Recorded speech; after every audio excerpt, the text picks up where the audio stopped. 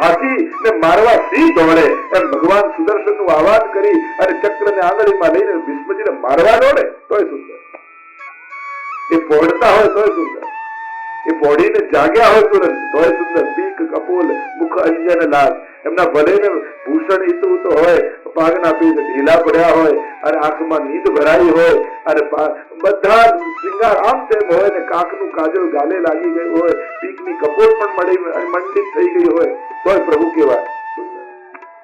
પ્રભુ ક્યારે પણ કદરૂપા નથી લાગતા. આ જ સૌંદર્યનું પ્રમાણ છે. જે સજીને સુંદર લાગે એ સૌંદર્ય ન કહેવાય, જે સહજ સુંદર હોય એ જ સુંદર કહેવાય. અને મહાપ્રભુજીનું નામ જ છે સહજ સુંદર. સ્વાભાવિક છે, એમને સુંદરતા માટે કશાની જરૂર નથી, એની સ્વાભાવિકતા સૌંદર્ય. અહીંયા ગોપીજનો કહે કે પ્રભુ આ જયારે દર્શન અમે કરી આપને મળવાની આકાંક્ષા વધી જાય. કારણ કે શું થાય કે પ્રભુ જયારે વનમાં પધાર્યા હોય ત્યારે ગૃહે ગૃહે ગૃહોપ વધુ કદમતા સર્વે મિલિત્વા સમવાપ્ય યોગમ ગોવિંદ દામોદર માધવેતી. વનમાં પ્રભુ જાય ને તો બે વસ્તુ આપીને ગોપીઓને જાય, દૂરદર્શનની શક્તિ અને દૂર શ્રવણની શક્તિ. એટલે કે પ્રભુ વનમાં જે વેણુ વગાડતા લીલા કરતા હોય એ ગોપીઓને ગોકુલમાં દેખાય અને સંભળાય. આ બંનેનું સામર્થ્ય આપીને જાય. વાસર નિર્વા એમ કરે સખી સાયંકાળે પેખેજી, અને અલક મુખ ખુર રજ લાગી તે કમલ ભ્રમર વિશે છે. કથાખ્યાનમાં કહીએ છે ને કે આખો દિવસ ગોપીઓ એ લીલાઓનું ચિંતન કરે અને પછી રાહ જોતી હોય પ્રભુ કબ આएंगे કબ આएंगे. અને આ સંધ્યારતી અને ભોગ સંધ્યા સમયનું વર્ણન છે કે ઠાકોરજી જયારે પધાર્યા હોય આવત મોહન બહેનો લીએ, અને આમ કહેતા ગોપીઓ આગળ ગાન કરતા ગયા. પહેલા પણ ચરણની કામના કરી હતી, પણ દરેક ગીત દરેક શ્લોક ગાનારી ગોપી જુદી છે એટલે અહીંયા પુનરુક્તિનો દોષ નથી લાગતો. શાસ્ત્રોમાં પુનરુક્તિ એ સાહિત્યમાં દોષ કહેવાય. એક ને એક વાત વારે ઘડી કેવી એ સાહિત્ય પ્રમાણે દોષ કહેવાય. પણ અહીંયા દરેક શ્લોક ગાનારી ગોપી જુદી છે જે પુનરુક્તિ.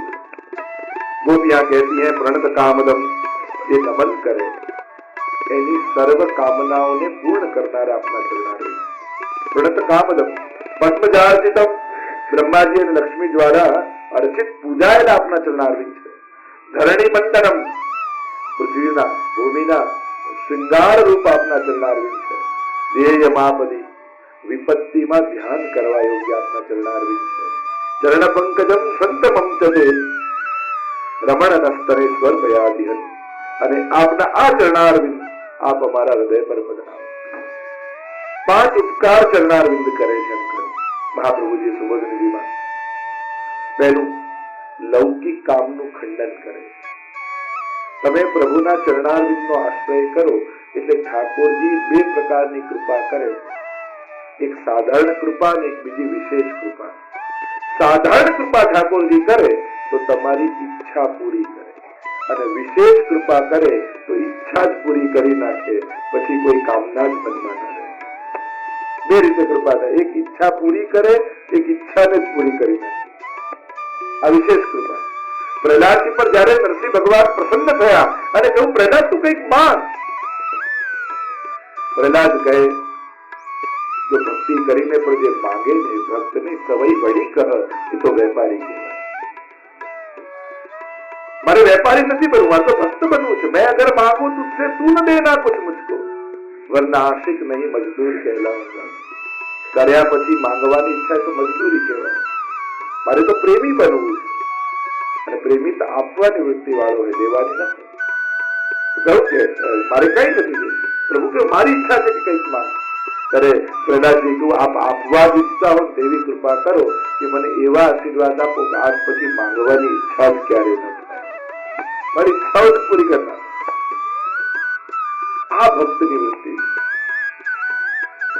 અને એટલા માટે આપણે બધા નિષ્કામ ભક્તિની પ્રધાનતા. તો લૌકિક કામનું ખંડન કરે ચરણારવિંદ. એમ સુબોધનીમાં મહાપ્રભુ સમજાવે 5 પ્રકારના ઉપકાર ચરણારવિંદ કરે.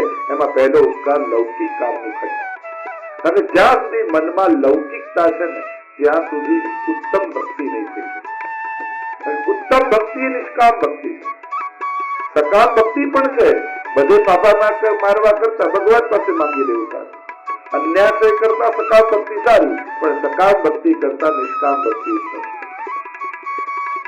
અને પ્રભુ પાસે જયારે પણ જઈએ ને આપણે બે જ વસ્તુ લઈને જઈએ, કાં ડિમાન્ડ હોય કાં કમ્પ્લેન હોય, બે જ વસ્તુ હોય ને. આપણે જયારે ઠાકોર પાસે જઈએ કાં કંઈક માંગવા જઈએ અને કાં ભગવાનને શું શું ભૂલો કરી એ યાદ અપાવવા જઈએ, ક્યાં ખોટું કર્યું, આમ ન જગ્યા આમ. આપણે બધા ઠાકોરની સેવા કરવી છે પણ એડવાઇઝર કરી છે, પ્રભુને એડવાઇસ આપવાની સેવા કરી ત્યાં માંગવા જઈએ પ્રભુ પાસે. વિચાર તો કરો, પ્રભુ પાસે એટલે મહાત્મા તો કે મહાન પાસે તુચ્છ માંગવું એ પણ મૂર્ખતા છે. પ્રભુ પાસે જઈને સંસાર માંગવા, કે જે પોતાને આપવા સમર્થ છે એની પાસે લૌકિકતા માંગવા. લૌકિક તો આપણે છીએ ને, સંસારમાં મેળવતા જોઈએ ને કરતા જોઈએ. એક વસ્તુ યાદ રાખજો, લૌકિક તો ભાગ્યમાં લખ્યું છે તો મળી જ જશે, પણ અલૌકિક તમે પ્રયાસ નહીં કરો તો નહીં મળે. આપણે શું કરીએ, દુકાન ક્યારે ભગવાન ભરોસે નથી છોડતા, એ તો હું ખોલીશ તો જ ચાલશે, અને ભગવાન ભરોસે. ઠાકોરજી કૃપા કરશે ત્યારે સેવા પકડીશું, ત્યારે ભક્તિ કરીશું. એટલે ભગવાનને ભગવાન ભરોસે અને સંસાર આપણા ભરોસે. એટલે આપણે એ ચતુરાઈ કરી એટલે હરિદાસનો શિક્ષાપત્રમાં કે ન ચાતુર્યમ પ્રયોજકમ અંતર્યામી સમસ્તાનામ ભાવમ જાનતી માનસમ. બધે ચતુરાઈ કરજો, ઠાકોરજી આગળ ના કરજો, કારણ કે એ તમારા અંતઃકરણની જાણવા વાળો છે. એટલે એને છેતરવાની કોશિશ ના. એક ભાઈએ નિયમ લીધો કે રોજ સવારે ઠાકોરજીના દર્શન કરી જાઉં તો મારો દિવસ સારો જાય. પ્રભુ એની સર્વ કામનાઓ સિદ્ધ કરે, તો લૌકિક કામનાનું ખંડન કરે. ભગવાન કોશિશ કરશે કે તમે લૌકિક ન બની જાઓ. આપશે ખરો સંસાર, પણ સંસાર પણ અલૌકિક સાધનારો આપશે. તમારી મહેનતથી મળ્યું હશે તો કદાચ લૌકિક વધારનારું સંસાર મળશે. ભગવાનની કૃપાથી ધન પણ મળ્યું ને તે અલૌકિક કામ કરાવનારું ધન મળશે. ઘર પણ મળશે તેવું મળશે જ્યાં ભગવત સેવા થઈ શકે. સંબંધીઓ પણ મળશે તેવા મળશે જે સેવામાં સહાય કરે. ભગવાન તમને આપણે નવરત્ન પણ મહાપ્રભુજી કહે છે કે ચિંતા કાપી ન કાર્ય નિવેદિતાત્મ ભી કદાપિ ભગવાન અપી પુષ્ટિસ્તો ન કરિષ્યતિ લૌકિકિમ ગતિમ. ભગવાન કૃપાળુ છે એટલે તમારી લૌકિક ગતિ નહીં થવા દે. એટલે પ્રભુ કદાચ કોઈ વિક્ષેપ પણ સંસારમાં કરે તો તમને દુઃખી કરવાનું કારણ નથી હોતું, તમારું ધ્યાન ખેંચવાનું હોય છે. ત્યાં મિત્રો પ્રસંગ કહેતો હતો કે કોઈ જગ્યાએ મકાન બનતું હતું અને 10મા માળે એ મકાનનો માલિક ઉભો હતો અને નીચે કોઈ મજૂર કામ કરતો હતો, પથ્થર તોડતો જાય એટલે મકાન માલિકને કઈ કામ હતું, પેલો બૂમો પાડે પણ મજૂર સાંભળે. ધ્યાન મારી તરફ આવે, શું કરું? એટલે પેલા $10ની નોટ કાઢી નાખી અને કહ્યું કે આ પડેલી નોટ જોશે ને ઉપર જોશે. કામ કરતા હતા જો 10ની નોટ બીજી ખિસ્સા મૂકીને કામે લાગી જશે. જોતો નથી, 50ની નોટ કાઢી ફરી નાખી, હવે જોશે પાછું કામ કીધું 50 બીજી ખિસ્સા પાછો કામે લાગી. આ જોતો તમે શું કરવું? એને કાંકરી લીધી જ્યાં મારી સીધું પેલા ઉપર જોયું. એમ જ પ્રભુ ઘણી વાર ગાડી નાખે, ડીંગલી નાખે, મકાન નાખે કે મારી સામે જુએ. પણ વ્યક્તિ સંસારમાં જ લાગેલો રહે, પણ સહેજ એકવાર કાંકરી મારે એટલે સીધું ધ્યાન ઠાકોરજી તરફ જાય. આ મનુષ્યનો સ્વભાવ છે. કારણ કે પ્રભુ તમારી લૌકિક ગતિ થવા દેવાના નથી. એ તમને અલૌકિક બનાવવાનો પ્રયાસ કરે કે આ જીવ અલૌકિક બને તો લૌકિક કામનું ખંડન કરે. બીજો ઉપકાર કયો? ઐશ્વર્યનું દાન કરે. ત્રીજો ઉપકાર કયો? શરણમાં આવેલાની સર્વ ઈચ્છાઓ પૂરી કરે. કામદમ એવા પ્રભુ છે, સઘળી ઈચ્છાઓ પૂરી કરે. એટલે પ્રભુ પાસે જાઓ ને તો ઉત્તમ વિચારો લઈને જજો, ઉત્તમ ભાવો લઈને જજો. તમારી મહેનતથી મળી શકે એવું ન લેતા, પણ એની કૃપાથી જે અલૌકિકતા મળે એ મનમાં રાખીને જજો. આ કથામાં પણ ભાગવતજીમાં બેઠા હોય તો બહુ સાવધાની રાખી.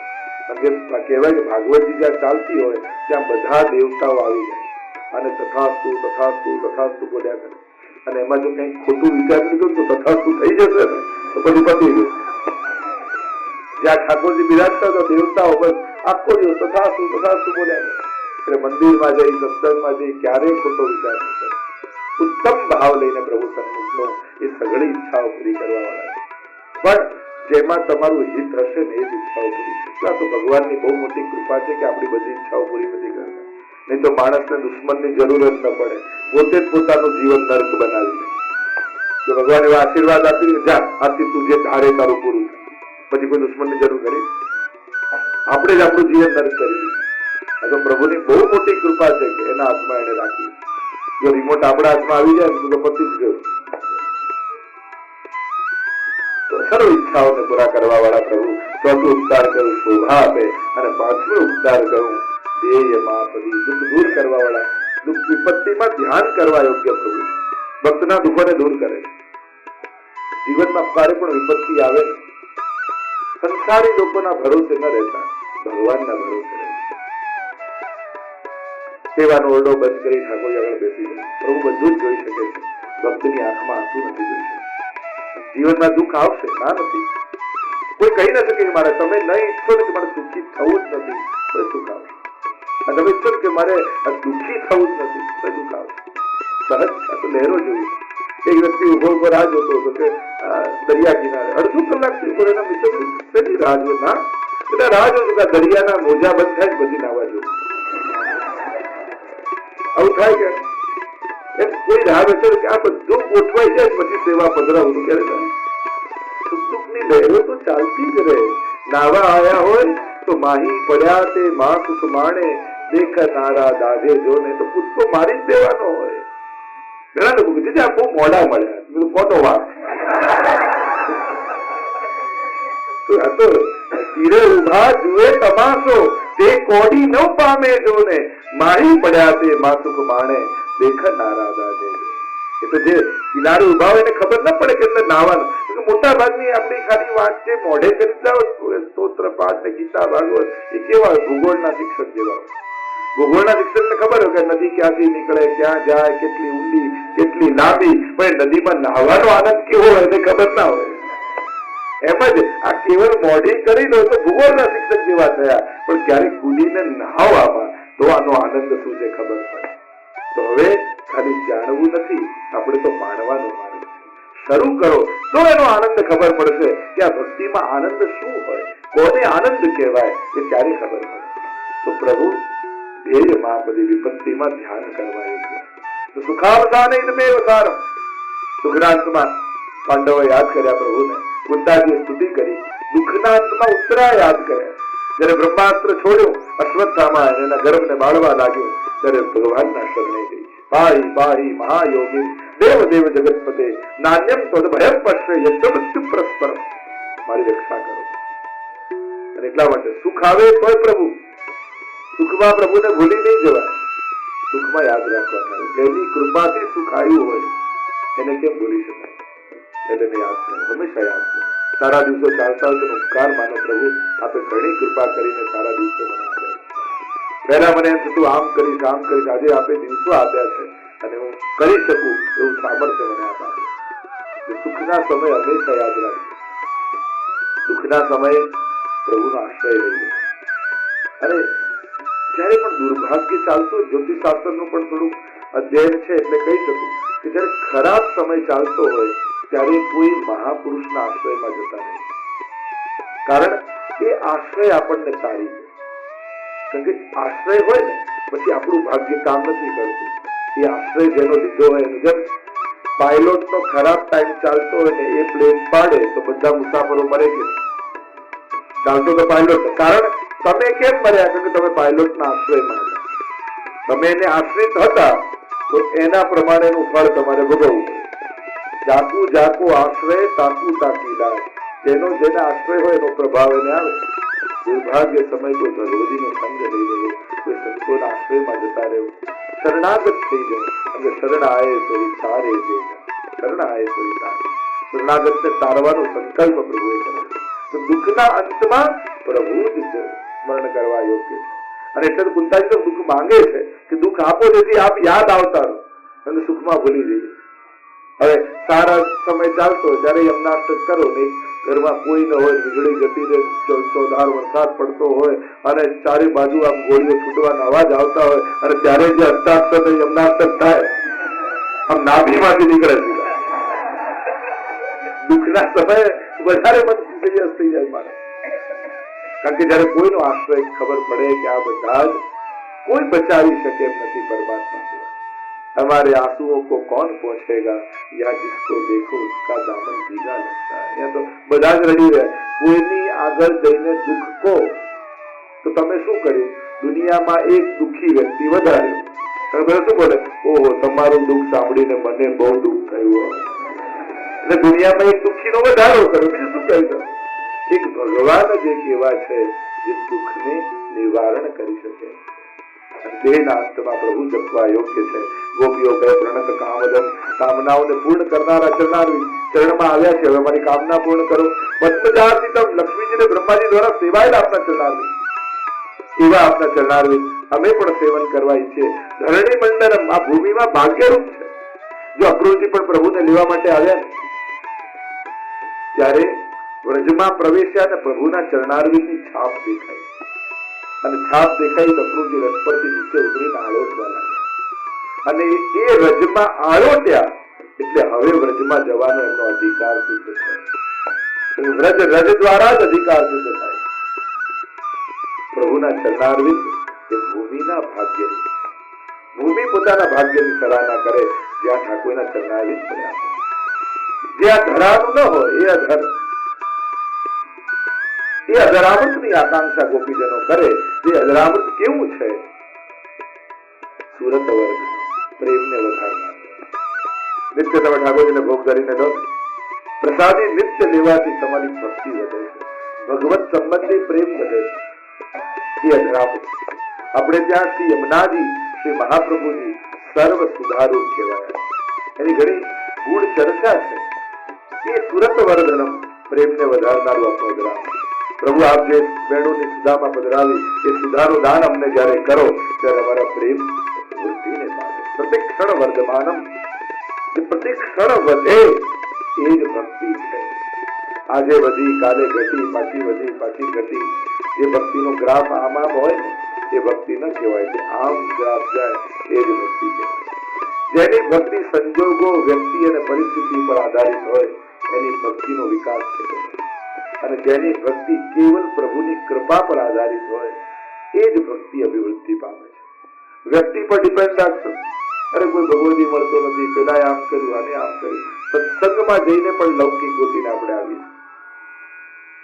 અને કોઈ એવો વિચાર કરે કે ના કોઈ પુસ્તકમાં લખ્યો છે એવો કોઈ મને ભગવતી મળે તો સત્સંગ કરું, તો સત્સંગ વગરના જ કાયમ રહી જશે. કોઈ એ વિચાર કરે કે એક ડાળ પર કેળું, પપૈયું, સફરજન, ચીકુ બધું ઉગે તો પોસિબલ છે? એક ડાળ પર ન ઉગે પણ એક થેલીમાં તો ભેગું કરી શકાય. આપણી બુદ્ધિને, આપણા હૃદયને એવી થેલી બનાવો જ્યાં જ્યાંથી સદગુણ મળે ભેગા કરતા. સત્સંગ એટલે સત્સંગ, એની ભીતર જે ગુણ હોય એનો સંગ કરીને આવી જાય. એની સાથે ભગવાનની જ વાત કરો એટલે સત્સંગ જ થયો. લૌકિક વાત કરે તો જય શ્રી કૃષ્ણ કરે નીકળી ગયો. સત્સંગ તમારે સત્સંગ કરવો છે કે નહીં એ તમારા મનમાં જો દ્રઢ હશે સત્સંગનો આગ્રહ તો તમને કોઈ દુસ્સંગ લગાડી નહીં શકે. તમારી વ્યક્તિ સાથે ભગવાનની જ વાત કાઢવી, બીજી વાત નહીં કરવી તો કઈ વાંધો નથી. આપણે બીજું કાઢીએ છીએ ત્યારે બધું લૌકિક નીકળે. એક વાત તો નક્કી જ રાખવી, સત્સંગમાં હોય ત્યારે લૌકિક બુદ્ધિ રહી શકે. પ્રેમ વધારે તો વ્યક્તિ ઉપર આધારિત નહીં રાખવું, પરિસ્થિતિ ઉપર આધારિત નહીં રાખવું. આમ ગોઠવાય, પેલું ગોઠવાય, આવું થઈ જાય, પેલું થઈ જાય તો હું કરું. જો પરિસ્થિતિ ઉપર રાખશો તો અનુકૂળ પરિસ્થિતિઓ નહીં આવી. તમે વંચિત રહી જશો. કરશો તો પરિસ્થિતિઓ અનુકૂળ જરૂર થઈ જશે. અહીંયા ગોપીઓ કહે કે આપનું અધરામૃત સુરત વર્ધનમ શોક નાશનમ, સમસ્ત શોકોનો નાશ કરનાર. કારણ કે દુઃખ આવે એટલે શોક આવે. અને શોક આપણા જીવનમાં ઈચ્છાઓ પૂરી ન થવાથી પેદા થાય. ઘણી ઘણી વસ્તુઓમાં શોક આવે. અહંકારી વ્યક્તિના જીવનમાં શોક બન્યો રહે, અતિ લાલચુ વ્યક્તિના જીવનમાં શોક બન્યો રહે. અનેક અનેક લક્ષણ કોના જીવનમાં શોક આવે? શોક ક્યારે પ્રગટ થાય? જો અર્જુનના જીવનમાં શોક કેમ આવ્યો? આટલા લક્ષણો ઘણા બધા ગીતાજીની જયારે ક્યારેક ભવિષ્યમાં ચર્ચા કાઢીશું ત્યારે ચર્ચા કરીશું. એક સ્વકર્તવ્યોના ભાગવાથી જીવનમાં શોક આવે. તમારી જવાબદારી છે ત્યારે ભાગવાની કોશિશ કરો ત્યારે શોક આવે. જરૂર કરતા વધારે પડતું વિચારી લેવાથી શોક આવે. દરેક વસ્તુને કેટલી મહત્વતા આપવી એ આપણા દરેકને સરખું મહત્વ ના આપે.